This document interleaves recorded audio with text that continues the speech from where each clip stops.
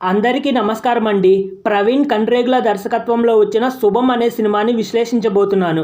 ఇది ఒక horror comedy చిత్రం. సినిమా కథ భీమిలిలో జరుగుతుంది. భీమిలిలో రాత్రి 9 అయ్యేసరికి దయ్యాలు వచ్చి టీవీ సీరియల్స్ చూస్తూ ఉంటాయి.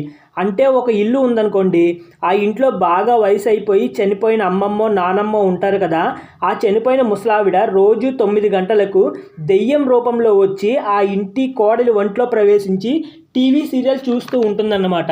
ఆ విధంగా భీమిలిలో ప్రతి ఇంట్లో జరుగుతూ ఉంటుంది. అసలు దెయ్యాలు రోజు ఎందుకు వస్తున్నాయి, ఆ టీవీ సీరియల్కు ఆ దెయ్యాలకు ఏమిటి సంబంధం, అలా దెయ్యాలు రావడం వల్ల వాళ్ళ ఇళ్లల్లో ఏమి సమస్యలు వస్తున్నాయి, హీరో హీరోయిన్ మరియు వారి స్నేహితులు అందరూ కలిసి ఎలా సమస్యను పరిష్కరించుకున్నారు అన్నదే కథ. నాకైతే సినిమా చాలా బాగుంది ఫ్రెండ్స్. ఒక సింపుల్ హర్రర్ కామెడీ మరియు సింపుల్ కుటుంబ కథా చిత్రం అన్నమాట.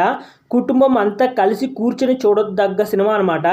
హీరో హీరోయిన్గా హర్షిత్ రెడ్డి, శ్రియా కొంతన నటించారు. కొత్తగా పెళ్ళైన జంటలా నటించారనమాట. జంట చాలా బాగా క్యూట్గా ఉంది. సమంత గారి క్యామియో రోల్ చాలా బాగుంది. సినిమాలో 2 సార్లు సమంత గారు కనిపిస్తారు. సమంత గారు వల్లనే కథ మలుపు తిరుగుతుందన్నమాట. సమంత గారు కనిపించిన విధానం కూడా చాలా బాగుంది. అలాగే ఇంట్లో భార్యలతో భర్తలు ఎలా ప్రవర్తించాలి అని మంచి నీతి చెప్పారన్నమాట ఈ సినిమా ద్వారా.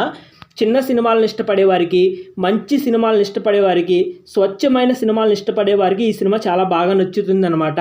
మాస్ మసాలా సినిమాలను మాత్రమే ఇష్టపడేవారికి ఈ సినిమా నచ్చదు. ఈ సినిమాలో ఎటువంటి వల్గారిటీ లేదనమాట. కొంచెం కామెడీ ఉంది సినిమాలో.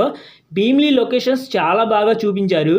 భీమిలి కాబట్టి ఖచ్చితంగా ఉత్తరాంధ్ర యాసలోనే మాట్లాడాలి అని షరతులు ఏమీ పెట్టలేదనుకుంటా దర్శకుడు.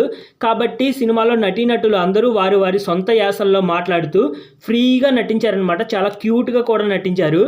మీకు కానీ కుదిరితే ఈ శుభం అనే సినిమాని ఒకసారి ఖచ్చితంగా చూడండి. నా విశ్లేషణ నచ్చితే లైక్ చేయండి, షేర్ చేయండి. అలాగే మీ అభిప్రాయాన్ని కామెంట్స్ ద్వారా తెలియచేయండి.